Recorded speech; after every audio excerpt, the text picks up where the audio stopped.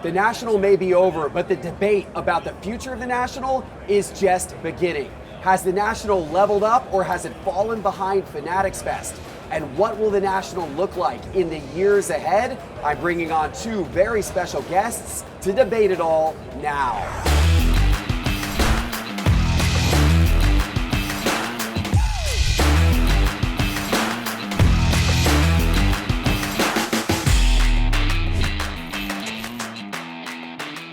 Hello, sports card investors, and you are looking live at the 2025 National. Well, by the time you're watching this, the National's been over for a few days, but we're filming this here at the very end of the National, and I've got very special guest with me today. You guys may remember from the Sports Card Investor Legacy Alumni Hall of Fame, Mr. Ben Burrows. Hall of Fame? Hall of Fame. I think you earned a Hall of Fame ring, maybe. Yeah, you're right. Back on the set today. Ben, of course, was one of our participants on the Cards on the Table show for quite a while, and then he went to Collect, where you're now writing articles and covering the sports card hobby for Collect. Yep.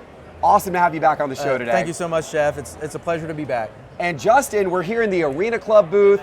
Justin is our man at Arena Club, and it's awesome having you on the show as well. Thanks for giving us this booth to be able to film our show in today. Always a pleasure. Love working with you guys. I know you got a lot to say. I know you got a lot to say. I do. I got a lot to say. So we're going to jump right in. And my first question for you guys today is, here we are at the end of the National. What was your main takeaways? How did you feel about the 2025 National? Ben, I want to hear your perspective first. To be honest, Jeff, I am still completely stunned. There are way more people than I expected. This is like 5 years in a row that this show just continuously levels up year after year after year. It's record-breaking attendance after record-breaking attendance. By the time this show comes out, I will be shocked if we don't see that there's another record-breaking year. And they keep expanding this space, and it still gets filled. Still not big enough. Yeah, it's not big enough. I had someone text me earlier this week asking, has the show outgrown Chicago? Which I don't think we're quite there yet. We still have a lot to do on the second floor, but it has been incredible to see this show just continue to grow at a rate that I just didn't expect. I knew it was going to be popular, but we saw the lines to get in. The general admission line Looked like it was a mile. Exactly. Literally a mile. Exactly. It's Disney level lines for the National Sports Collectors Convention. I don't think 10 years ago, I don't know that any of us that were participating in the hobby would have expected that. Interest is bigger than ever. I think everyone that has sort of been talking about, is the National on, does it need to make major changes? How do you look at this and say that it needs to be revamped, right? It's more popular than ever. It is more popular than ever for sure. Those lines are absolutely wild this year. And yeah, the history, it is so funny to like think about the National even 3 or 4 years ago compared to where it is today. Last year it was in Cleveland. Yep. This year back in Chicago again. How do you rate this one compared to last year's? So, personal preference, I like Chicago a lot better than I like Cleveland. I like the venue here in Chicago a lot better than I like Cleveland. And overall, we saw level ups from a lot of the vendors here. I like the layout a little bit better than what we have in Cleveland. This feels newer than Cleveland does, and I think that really matters for this space. And also just the general vibe of, we've got air conditioning this time around. It did work much better. The Wi-Fi is so much better than it was last year. A lot of sort of the quality of life things as a collector that you want here at the show were really improved, and I thought that was great. Yeah, I was happy about that. Wi-Fi still wasn't perfect, but definitely better than the absolutely no signal anywhere we had in Cleveland last year, and better than it was in Chicago 2 years ago as well. Yeah. Yes, and the air conditioning definitely better. Of course, we were aided by the fact the weather was actually really nice this week. It was 72 degrees yesterday, was the high, I think. Yeah. So that helped too. But it overall, I think, definitely a better show experience, certainly than Cleveland last year, and better than Chicago 2 years ago as well. And just for clarity, we're in Rosemont, right? Like a suburb of Chicago. There is actually a major Chicago convention center downtown, which is bigger than this one. Mm-hmm. So you talk about, I don't think we've outgrown Chicago. We may have outgrown Rosemont. And I want to talk about that a little bit, and also talk about where the National's going. Justin, what were your takeaways and impressions of the National this year? Yeah, I mean, everything felt bigger and better. More booth space. I feel like all the corporate booths felt just bigger and more shiny and just so much going on. More people, foot traffic. It felt like the foot traffic was pretty good each day. It didn't feel like one day was too crazy, which is always good. But I mean, for me, I run hot, so the air conditioning, right now I'm actually a little bit cold, which is refreshing, because last year was brutal. Ben's got a jacket on. I do, I'm Goodness freezing. gracious, at the National, who knew? I'd rather be cold than hot. Right, right. So, no, everything felt bigger and better. I think there's always this kind of fear going into the National. What is it going to be like? The lines were insane. I mean, the lines to get the VIP badges, the lines for trade night. The trade nights were crazy. We were at the Hyatt every single night. God bless the people that clean up that place, because we left a mess at the Hyatt every night. But everything just felt, higher level, more professional. The deals that were getting done were amazing. So I think all in all, definitely an upgrade from last year. Yeah, definitely an upgrade from last year. I agree with all of it. And I will say, I think the organizers of the National, from what I could tell, did a better job this year of handling the crowds. The lines seemed to get in quicker. There weren't crazy backups like we had at times during last year's National. Despite the crowds, I think, being the biggest ever, it felt like the flow of everything was pretty good, and it felt like people got around well. I heard good reviews on the food vendors, which is something new. I heard the food vendors were doing a good job, and people, unlike Cleveland last year where you'd wait an hour and a half to get a hamburger, I heard that was better this year. Yeah. And so I think the overall thing was definitely a better flow. My one criticism is I think they could have done more in this space. So for the first time ever this year, they added a second story dealer area where they put 75 dealers up there who couldn't get on the main show floor because they were newer dealers. A lot of really high-end ultra-modern dealers went upstairs. But the area where they put them upstairs was just in the corner of this really large room where the rest of the room was empty. They kind of shoved them all together with very thin aisleways. That was the hardest part to navigate the entire show. Yet they had all this empty room. Why not make the aisles a little bit bigger? And then, by the way, why not add another 100 or 200 tables up there to make that more of a thing? Because you know what's happened? Because the National doesn't, they have the wait list, not enough people can get tables. They've had dealers give up and defect. And now there's competing card shows.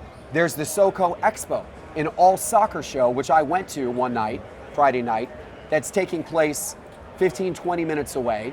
They rented a big venue, a big indoor soccer practice facility. They had over 200 tables of soccer dealers. Wow. None of these guys could get into the National, or they stopped trying.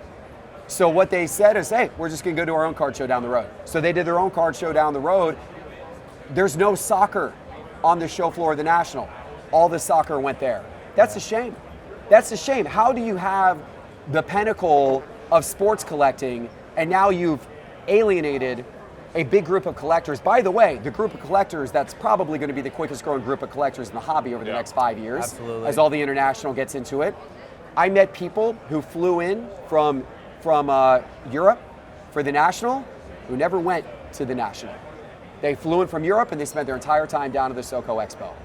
That's not good. That's not good. And I think the SoCo Expo was smart for doing what they did. It was a great thing.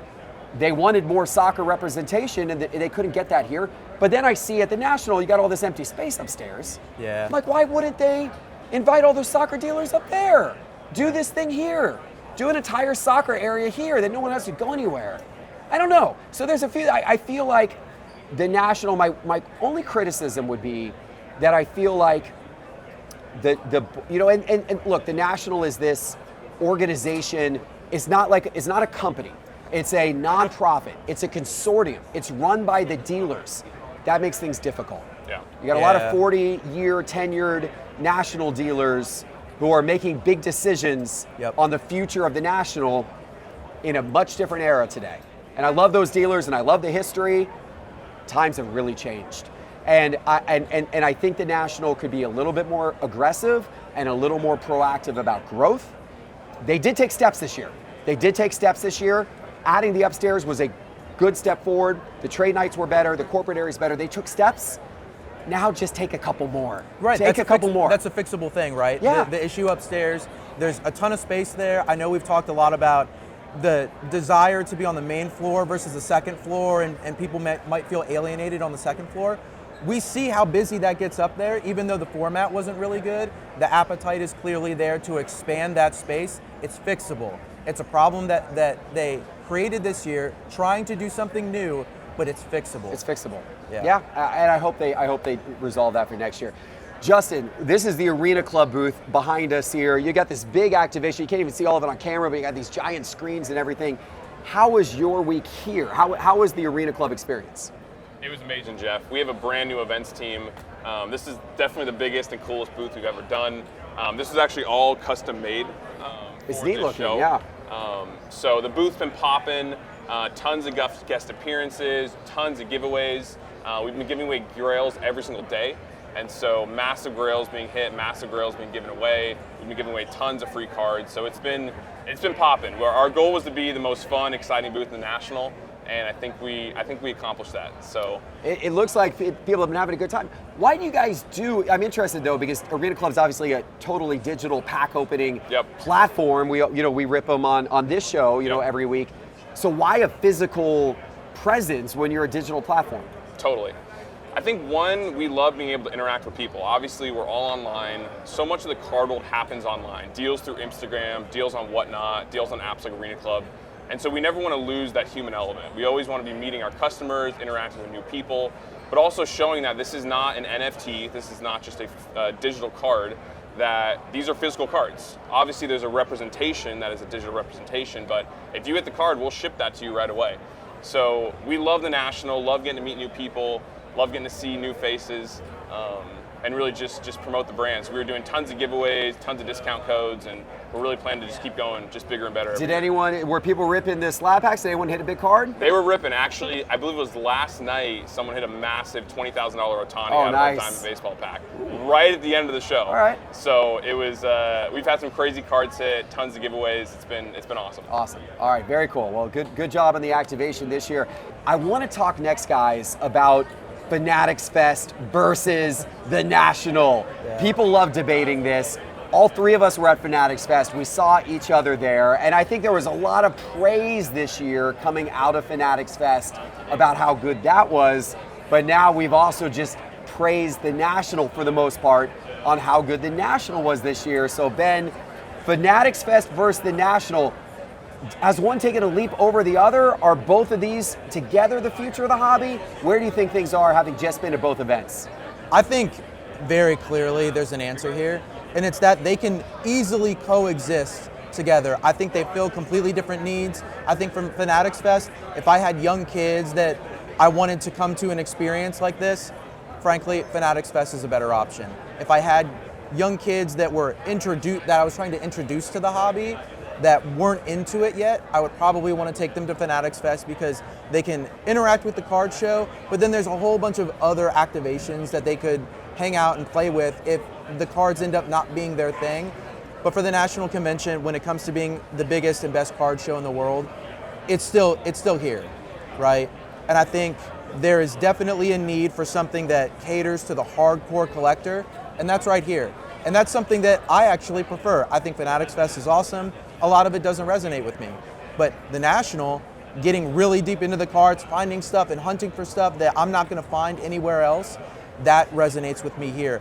And I think with how successful we've seen both of them be so far, come on. They can coexist. They're very different things. Frankly, I think there's space for a third show if we wanted it to. If we wanted it to be a massive national level show. I know we've got the West Coast Card Show, but I think there's space for more here. I don't know how you can come to these events and think anything other than that. There's appetite that hasn't been fulfilled yet, and there's so much space to do more. But I think if I had to pick one for the industry, it's still the National. Yeah. It holds a special place in my heart. I think Fanatics Fest has done a lot. I think there's stuff that the National can learn from Fanatics Fest and vice versa.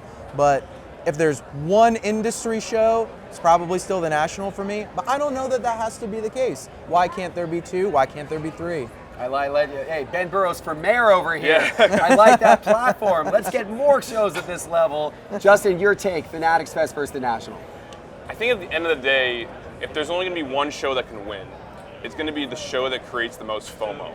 If you want to get new people, who can create the best content where you see it. Obviously, we live online nowadays, and you say, I want to be there. I think in that space, Fanatics is winning. If you look at that show, you see celebrities walking around, athletes walking around, crazy giveaways, crazy. It just feels like, oh my gosh, I missed it. I want to be there. I think the biggest question becomes, could the National replicate what Fanatics does, and could Fanatics replicate what the National does? I think it would be easier for Fanatics to grow into a bigger card show than for the National to grow into this big kind of media show. So if I agree with Ben, I think both can coexist. I think the fact that they were so close to each other, but you still saw massive crowds at both, is that's a really good thing. That's healthy for the overall hobby. But if there is competition and one is trying to beat out the other, I think Fanatics does have the upper hand. Obviously, Ruben has massive connections, a massive bankroll. The National being run as a nonprofit, you just don't have as much money. So in that case, it'll be interesting to see. Ben's asking for more card shows. Arena Club, we're actually starting our own card show. So the Arena Card Show is going to have its first show September 26th in Fresno, California. And our goal is to have shows all over the country. So hopefully we can meet that kind of third big show. We'll grow into that eventually. All right, that's cool. There you go. A little breaking news here. Fresno, California, September. Very, very cool. Yeah, I think both of your takes are spot on. I actually appreciate the fact that the National this year did not attempt to go into the Fanatics Fest direction of trying to like add experiences. Like the National was like, no, we're going to lean heavier into the card show. I think that's smart. Yeah. I think the National needs to own what it's best at, which is the world's greatest card show, and they need to lean into that as heavily as they possibly can so Fanatics doesn't catch them in that regard. I'm not sure Fanatics has any interest in catching them in that regard, but I think the National should go heavier into its own lane, which is let's continue to create the greatest card show in the world, and that means opening up more space, bringing in more types of dealers, more sports, be more encompassing, bring in more of the ultra modern, make this as efficient of an experience for everybody as possible, but really lean into the world's best card show. And I think Fanatics should lean into being the world's best fan experience with a card show element. And that's what they're trying to do. I think there's 1,000%, as you said, Ben, room for both and then some. And I would really like to see both kind of stay in their lane because I think they're both in really good lanes. So just continue to double down on what each of them are doing within their lane. And I think you got two unbelievable can't miss shows every year, which is great for the hobby. Yeah. So I want to think a little bit to the future. We're seeing the growth of this. And I made a statement, I'd like to get your reaction to this, Ben. I was talking to Ryan Johnson, Card Collector, too, on the Jeff Wilson show, video dropped earlier this week, to get his reactions to the National. I made a statement that I think the National will double in size in the next 2 to 3 years. Double in size. And my premise for that was, you're seeing a lot of growth in the hobby this year. You're seeing, and I think momentum builds on momentum, the FOMO. People are watching all the content this year in record numbers. They're seeing all this on social media. So I think everyone here is having a great experience. So it's going to build on each other. It's in Chicago in the next couple of years. So I think it's just going to build. But then you got Topps, Fanatics getting the NBA license this October, getting the NFL license next April, ready to seemingly inject a ton of money into marketing, product innovation, athlete involvement. And I think that's really going to help grow the NBA and NFL card market. That's all happening before the next National.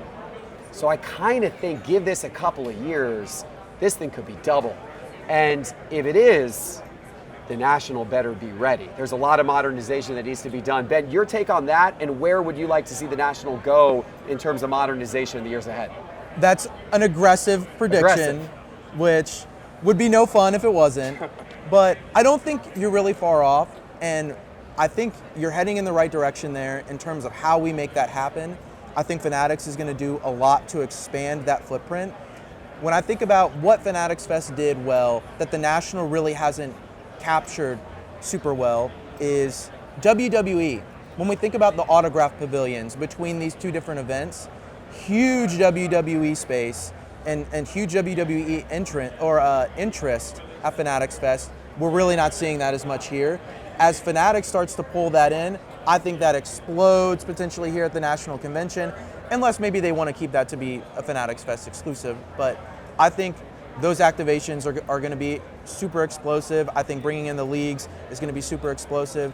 And super long term, I'll tell you right now, if the National Convention wants to see its footprint double, the easiest way to do that, and I've thought about this a lot, it's no longer the National Sports Collectors Convention, it's the National Trading Card Convention. And we bring in a larger presence with Pokemon and TCG and entertainment, and I know that's very, very controversial, but we do not have a super high level flagship show for the Pokemon and trading card and entertainment community and non-sports community. I know we have some events like Collecticon that I think is doing a really great job. Gen Con's a big one. Right. But there's other stuff mixed in there as well, right? It's not all about the cards. Exactly. Now, if we wanted to try to be a little more versatile and combine those things, I think it could double in 1 year.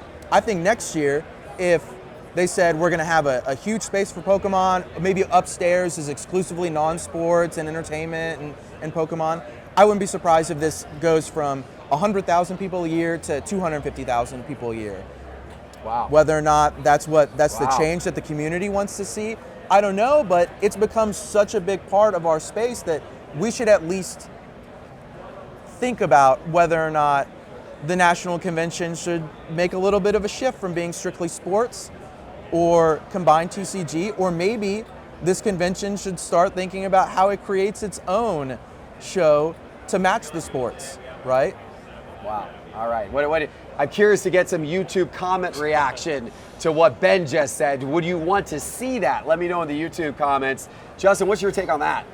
I think obviously if you just want bodies in the room, yes, the lowest hanging fruit is just TCG. Just open up for TCG, get a bunch of Pokemon, one-piece vendors in the room, and people will come, especially in the Midwest. It's huge out here. What's interesting is I really believe in 2024 was the year where a lot of the OG collectors came back to shows. Every show I was at, you're meeting people, hey, it's my first card show as a collector as a kid. I've been out of the hobby for 10 years. I think most of those people have kind of come back. I think if we're getting new bodies in the room, it's going to be people who have actually never ripped a pack of cards in their life, never collected in their life. I think the marketing power that Topps has can bring those bodies in the room. Them having the licensing, like you said. I think most of the collectors are they ventured back in the hobby, they're here. So it'll be interesting to see how we can bring in new people. I think emerging markets, WWE, soccer, all of that is what's going to really help bring people too. I think we have big events, the World Cup happening here in the US.